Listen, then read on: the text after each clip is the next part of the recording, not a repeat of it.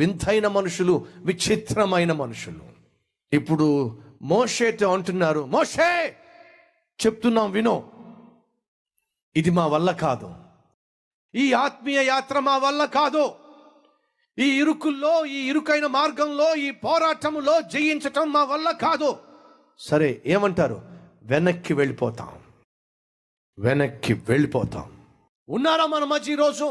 ఆధ్యాత్మిక జీవితంలో వస్తున్నటువంటి శోధనలు, ఆత్మీయ జీవితంలో వస్తున్నటువంటి పరీక్షలు, ఆత్మీయ జీవితంలో వస్తున్నటువంటి పోరాటాలు తట్టుకోలేక ఇక దేవుణ్ణి వదిలేద్దాం. బ్రదర్, నా వల్ల కావటల్లా, ఈ పాపిష్టి మనుషుల మధ్య పవిత్రముగా జీవించడం నా వల్ల కావటంలా. నా పక్క సీట్లో కూర్చుంటున్న వాడు నెలకి ₹1,00,000 సంపాదిస్తున్నాడు, అన్యాయంగా సంపాదిస్తున్నాడు, కారు కొనుక్కుంటున్నాడు, 4 ఫ్లోర్లు ఇల్లు కట్టాడు. నేనేమో నీతి నిజాయితీ అని చెప్పి ₹15,000 ఇంటికి పట్టుకెళ్తుంటే మా ఆవిడ తిడుతుంది నన్ను. చూడండి, పక్కింటి ఆయన మీతో పాటు ఉద్యోగం చేస్తున్నాడు, కారు కొన్నాడు, మీరున్నారు ఎందుకు? దిక్కాదే, అన్యాయంగా సంపాదిస్తున్నాడు, అన్యాయంగా అక్రమముగా సంపాదించి ఇల్లు కట్టుకున్నాడు. మనం అన్యాయంగా సంపాదించలేము కదా, మరి న్యాయంగా సంపాదిస్తే ఒరిగిందేమిటి? న్యాయంగా సంపాదిస్తే వచ్చిందేమిటి? వద్దు, ఈ న్యాయము, ఈ నిజాయితీ, ఈ నీతి మనకొద్దు. వాళ్ళలాగే మనం కూడా అన్యాయంగా సంపాదించి కారు కొందాం, వాళ్ళలాగే మనం కూడా అన్యాయం సంపాదించి ఇల్లు కొందాం, వాళ్ళలాగే మనం కూడా అన్యాయంగా సంపాదించి వాళ్ళతో పాటు జీవిద్దాం. రేపటి దినాన వాళ్ళతో పాటు నరకంలో కాల్దాం. అంతేగా మిగిలేది ఆఖరికి. వాళ్ళతో వీళ్ళతో పోల్చుకుంటే మనకు మిగిలేది వారికి పట్టే గతే కదా. కొంతమంది ఆడవాళ్ళు విడ్డూరంగా మాట్లాడతారు, కొంతమంది మగవాళ్ళు ఇతరులతో పోల్చుకొని ఎందుకు వచ్చింది ఈ సంపాదన, ఎందుకు వచ్చింది ఈ బతుకు, మరలా వెళ్ళిపోదాం, పాత జీవితాన్ని స్టార్ట్ చేద్దాం. సహోదరుడా, సహోదరి, దేవుడు ఖచ్చితంగా ముందే చెప్పాడు, ఇరుకైన మార్గమున ప్రవేశింప పోరాడండి. అనేకులు ప్రవేశింప చూతురు గాని అది వారి వల్ల కాదు. ఆత్మీయ జీవితం ఇరుకైన మార్గము, నరకానికి పోయే మార్గము వెడల్పైన మార్గము, అది హైవే, అందరూ పట్టాలి కదా దాంట్లో. మరి ఇది నారో పాత్, ఇది ఇరుకైన మార్గము. నీతిగా జీవింప ఉద్దేశము కలవాడు అందరూ కూడా ఖచ్చితముగా శ్రమల గుండా వెళ్తారు అని తిమోతికి రాసిన పత్రికలో పౌలు చెప్పాడు. నువ్వు నీతిగా జీవించాలని ఆశపడితే ఈ లోకము నీకు అనుకూలమైన లోకము కాదు. యథార్థంగా జీవించాలని ఆశపడితే ఈ లోకంలో ఉన్న సొసైటీ నిన్ను యథార్థంగా జీవింపనివ్వదు అని చెప్పి, ఆకలేస్తుందని చెప్పి పులి ఎప్పుడైనా గడ్డి తిందంటారా? చెప్పండి, గడ్డి తిందే. మరి అవసరాలు ఉన్నాయని, ఆ అవసరాలు పెరిగిపోతున్నాయని దేవుని బిడ్డలమైన మనము గడ్డి తిందామంటారా? అన్యాయంగా జీవిద్దామంటారా? అక్రమముగా జీవిద్దామంటారా? అక్రమ సంబంధాలు ఏర్పరచుకొని సులువుగా డబ్బులు సంపాదిద్దామంటారా? ఆనాడు ఇశ్రాయేలు ఎంతకు దిగజారిపోయారో తెలుసా? వాగ్దాన భూమి వద్దు, వాగ్దానం చేసిన దేవుడు వద్దు, ఆ దేవుడు పంపించిన నువ్వు వద్దు. ఎవరు కావాలి? ఫరో కావాలి. ఎంత దుర్మార్గం అండి! ఎవరి చేతుల్లోంచి బయటపడ్డారో వాడే కావాలి. ఏ పాపము నుంచి, ఏ పాపిష్టి జీవితం నుంచి బయటపడ్డామో మరలా ఆ జీవితమే కావాలి, ఆ అన్యాయమే కావాలి, ఆ అక్రమమే కావాలి, ఆ పాపిష్టి జీవితమే కావాలి. ఉన్నారా మన మధ్య నాగట్టి మీద చెయ్యి వేసి వెనక్కి తిరిగి చూసేవాళ్ళు? ఉన్నారా మన మధ్య? ఒకవైపు దేవుడు కావాలని చెప్పు అంటూనే లోకంలో ఉన్నటువంటి సుఖభోగాల కోసం ప్రాకులాడేవాళ్ళు. జాగ్రత్త సహోదరుడు, సహోదరి.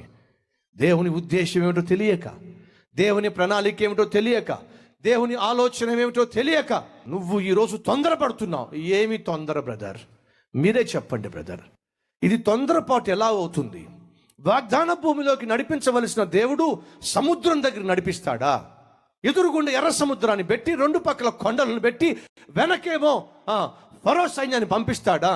అలా పంపించి ఇరుకును పెట్టి మమ్మల్ని ఏ విధంగా ఉద్ధరిస్తాడు దేవుడు? ఎటు పాలు పోలేని స్థితిలో, ఏ మార్గము కానరాని పరిస్థితిలో, ఆవేశంతో, కోపంతో ఏం చేయాలో తెలియక చేతగాని స్థితిలో మాకున్నటువంటి కోపమేదో, ఆవేదనేదో, ఆక్రందనేదో వెళ్ళబుచ్చుతున్నాం. తప్పంటారా? 100% తప్పు.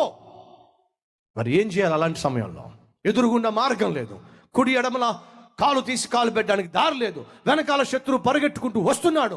అలాంటి సమయంలో, మార్గం లేని సమయంలో ఏం చేయాలి? ఏం చేయాలో దేవుడు చెప్తున్నాడు. ఏం చేయాలి?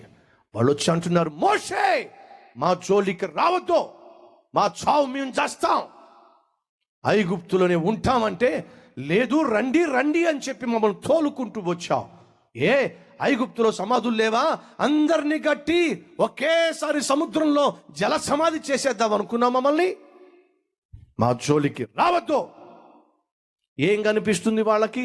ఎర్ర సముద్రం.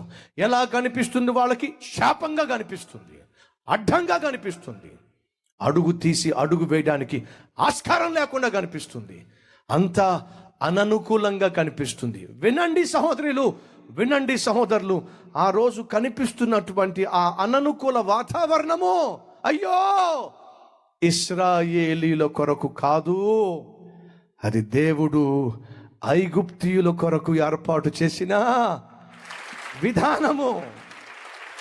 ఐగుప్తీయులను సంపూర్ణంగా సమాధి చేయడానికి దేవుడు పన్నిన అద్భుతమైన ఆలోచన విధానము. వీళ్ళేమో మనం ఇరుక్కుపోయాం, మనం దొరికిపోయాం, మన పని అయిపోయిందని ఏడుస్తున్నారు, కానీ అసలు ఏడవలసిన అవసరము లేదు. అప్పుడు మోషే అంటున్నాడు, మీరందరూ ఒక్క నిమిషం ఆగండి, వెయిట్, ఆగండి. ఒక్క మాట చెప్పాడు, ఊరకనే ఉండండి. యెహోవా మహిమను చూడాలనుకుంటున్నారా? యెహోవా అనుగ్రహించు అద్భుతాన్ని చూడాలనుకుంటున్నారా? యెహోవా కనపరచు మార్గాన్ని చూడాలనుకుంటున్నారా? యెహోవా తెరిచే మార్గాన్ని చూడాలనుకుంటున్నారా? మన వెనుక తరుముతూ వస్తున్న శత్రువుని సమాధి ఎలా దేవుడు చేయబోతున్నాడో చూడాలనుకుంటున్నారా? అయితే కండిషన్ ఉంది. ఏమిటి ఆ కండిషన్? నోరు ముయ్యండి. మీరు ఏమిటా కండిషన్? నోరు ముయ్యండి. మీరు వాగేంత వరకు దేవుడు అద్భుతము చేయలేడు. నోటిని కట్టి పెట్టండి.